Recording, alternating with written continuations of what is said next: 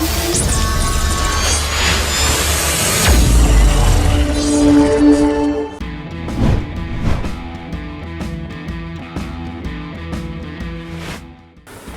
स्वागत है आपका संवाद 365 में। आपके साथ मैं हूं दिग्विजय सिंह चौहान। टॉप 5 देख रहे हैं आप। टॉप 5 में जिन खबरों पर हम बात करेंगे, सबसे पहले नजर डाल लेते हैं उनकी हेडलाइंस पर। मुख्यमंत्री तीरथ सिंह रावत ने स्मार्ट सिटी प्रोजेक्ट की 5 इलेक्ट्रिक बसों को दिखाई हरी झंडी। स्मार्ट टॉयलेट का भी किया लोकार्पण। बड़ासी पुल अप्रोच रोड टूटने के मामले में उत्तराखंड शासन की बड़ी कार्रवाई। 3 अधिकारियों को किया निलंबित, एक पर उठे सवाल। उत्तराखंड में टूटा वैक्सीनेशन का रिकॉर्ड। एक दिन में 1,23,000 लोगों को लगा टीका। मुख्यमंत्री तीरथ सिंह रावत ने ली कर्णप्रयाग रेल प्रोजेक्ट की समीक्षा बैठक। प्रोजेक्ट के काम में तेजी लाने के दिए निर्देश। उत्तराखंड में कोरोना के पिछले 24 घंटों में 171 नए मामले, 8 लोगों की मौत। ब्लैक फंगस से कुल 82 मौतें।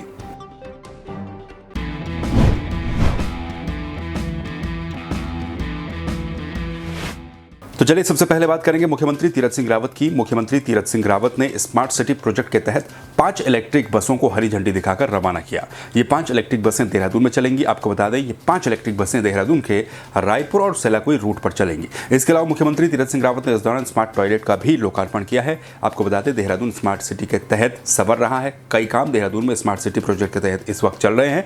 इन्हीं में से स्मार्ट सिटी की जो ये इलेक्ट्रिक बसें हैं, स्मार्ट बसें हैं, इनका भी काम शुरू होना था प्रदेश में। और मुख्यमंत्री ने कहा है कि जो इलेक्ट्रिक बसें हैं, इनसे प्रदूषण नहीं होगा। जो सभी यात्री हैं उनको इसमें आरामदायक एक सफ़र मिलेगा, क्योंकि ये बसें जो हैं, इलेक्ट्रिक बसें, ये आधुनिक तमाम सुविधाओं से लैस बसें हैं। इनमें तमाम तरह की व्यवस्थाएं हैं और इनका शुभारंभ मुख्यमंत्री तीरथ सिंह रावत ने हरी झंडी दिखाकर रवाना कर दिया है। परेड ग्राउंड से सचिवालय तक इस इलेक्ट्रिक बस में मुख्यमंत्री ने सफ़र भी किया। स्मार्ट सिटी के सीईओ जो आशीष श्रीवास्तव में देहरादून के डीएम भी हैं, उन्होंने कहा कि एक बार पूरी तरह से चार्ज होने के बाद ये बस करीब 180 किलोमीटर तक चल सकती है। इन बसों में जीपीएस सिस्टम, सीसीटीवी कैमरे, ऑटोमेटिक ट्रांसमिशन, अग्निशमक यंत्र, रीजनरेशन सिस्टम लगे हुए हैं। इस दौरान शहरी विकास मंत्री बंशीधर भगत भी वहां पर मौजूद रहे। सांसद माला राज्य लक्ष्मी शाह, देहरादून के मेयर सुनील उनियाल गामा, विधायक हरबंस कपूर समेत तमाम लोग वहां पर मौजूद रहे। तो इसके अलावा स्मार्ट टॉयलेट का भी वहाँ पर लोकार्पण किया गया है। परेड ग्राउंड में स्मार्ट टॉयलेट बनाए गए हैं, जो कि हाईटेक स्मार्ट टॉयलेट बनाए गए हैं। इनमें भुगतान के लिए मशीन लगाई गई है, यानी कि यहाँ पर 5 रुपये का सिक्का डालने पर आपको नैपकिन मिलेगा और उसके बाद जो तमाम सुविधाएं आप वहाँ पर ले सकते हैं। तो ये 2 काम मुख्यमंत्री तीरथ सिंह रावत ने यहाँ पर किए हैं। स्मार्ट बस के अगर हम किराए की बात करें तो रायपुर से आईएसबीटी तक इसका किराया 30 रुपये बताया जा रहा है। घंटाघर से आईएसबीटी तक 15 रुपये, घंटाघर से सेलाकुई तक 40 रुपये और बलुपुर से सेलाकुई तक 35 रुपये, घंटाघर से प्रेमनगर तक 20 रुपये स्मार्ट बस का किराया बताया जा रहा है। तो चलिए अब बात कर लेते हैं बड़ासी पुल की। जो अप्रोच रोड धंस गई थी, अप्रोच रोड ध्वस्त हो गई थी, उस मामले में क्योंकि मुख्यमंत्री तीरथ सिंह रावत ने कल कहा था कि इस पर उच्च स्तरीय जांच हो। मुख्यमंत्री ने इस पर नाराजगी भी जताई थी। कल इस खबर को हमने आपको दिखाया था, जिसके बाद अब इस खबर पर एक बड़ा एक्शन लिया गया है। आपको बता दें, शासन की तरफ से बड़ासी पुल अप्रोच रोड धंसने के मामले, रोड टूटने के मामले में 3 इंजीनियरों को, 3 अभियंताओं को निलंबित कर दिया गया है।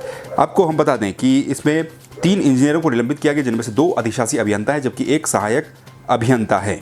मंगलवार को लोक निर्माण विभाग की तरफ से ये आदेश जारी किया गया है। इस मामले में मुख्य अभियंता ने अपनी जांच में लोक निर्माण विभाग के अधिशासी अभियंता जीत सिंह रावत, तत्कालीन अधिशासी अभियंता शैलेंद्र मिश्र और सहायक अभियंता अनिल कुमार चंदोला को दोषी पाया है और तीनों को मुख्य अभियंता कार्यालय पौड़ी से संबद्ध कर दिया गया है, यानी कि ये मुख्य अभियंता कार्यालय पौड़ी में संबद्ध रहेंगे इस दौरान।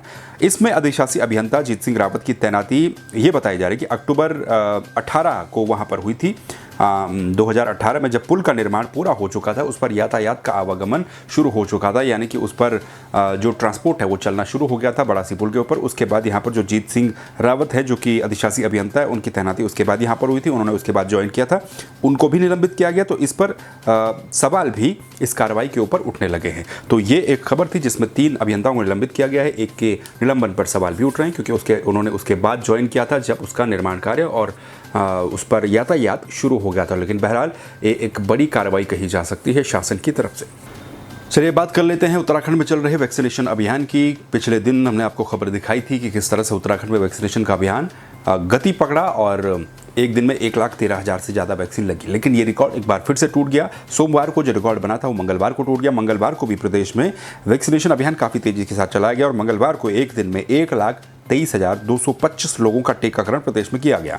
ये अभी तक एक दिन में प्रदेश में किया गया सबसे ज़्यादा टीकाकरण है, यानी कि सबसे बड़ा ये आंकड़ा है।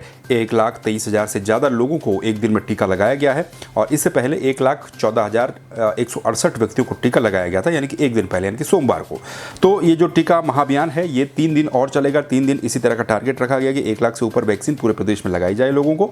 और स्वास्थ्य विभाग के मुताबिक हरिद्वार जिले में सबसे ज़्यादा 27,316 लोगों को टीका लगाया गया है। इसके अलावा उधम सिंह नगर में 22,204 लोगों को टीका लगाया गया और देहरादून में 20,898 व्यक्तियों को टीका लगाया गया, यानी कि पिछले कुछ दिन पहले तक जितना टीका पूरा प्रदेश भर में लगता था उतना अकेले ही देहरादून में लगाया गया है।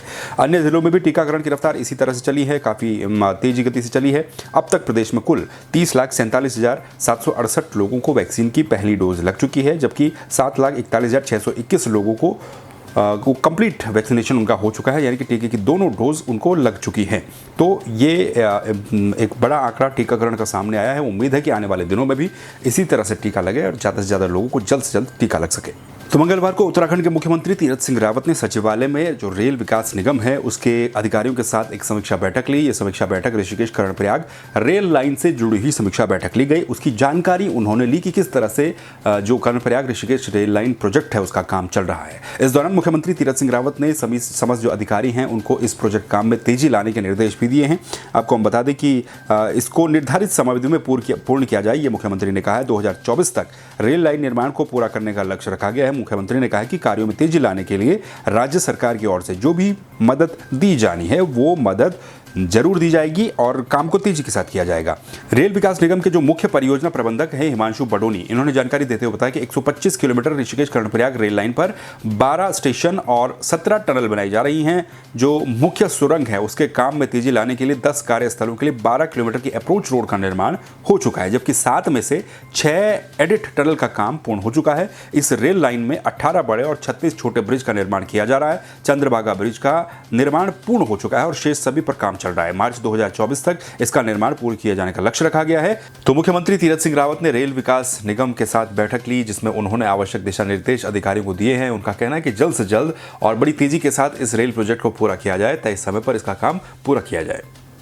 चलिए अब बात करेंगे उत्तराखंड के कोरोना अपडेट की। उत्तराखंड में कोरोना के मामले लगातार नियंत्रण वाली स्थिति में देखने को मिल रहे हैं। पिछले 24 घंटों की अगर हम बात करें तो 171 नए संक्रमित मरीज पिछले 24 घंटों में मिले हैं। इसके साथ ही अब कुल संक्रमित प्रदेश में 3,38,978 हो चुके हैं। पिछले 24 घंटे के अंदर ही 221 मरीज ठीक भी हुए हैं, जबकि 8 मरीजों की मौत हुई है।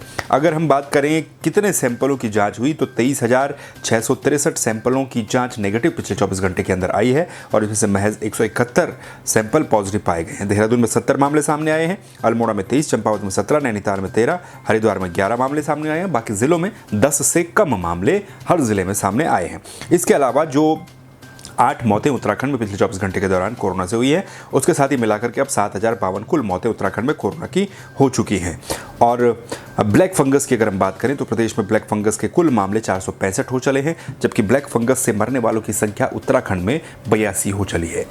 ये था उत्तराखंड का कोरोना अपडेट। ये थी उत्तराखंड की अभी तक की टॉप 5 खबरें। इन खबरों को लेकर आप क्या सोचते हैं, अपनी राय आप कमेंट करके दे सकते हैं। सब्सक्राइब कर दीजिए यूट्यूब पर, लाइक कर दीजिए फेसबुक पर, वीडियो को शेयर करिए, दूसरों को भी ये खबरें दिखाइए। फिर मिलेंगे नई खबरों के साथ, तब तक के लिए नमस्कार।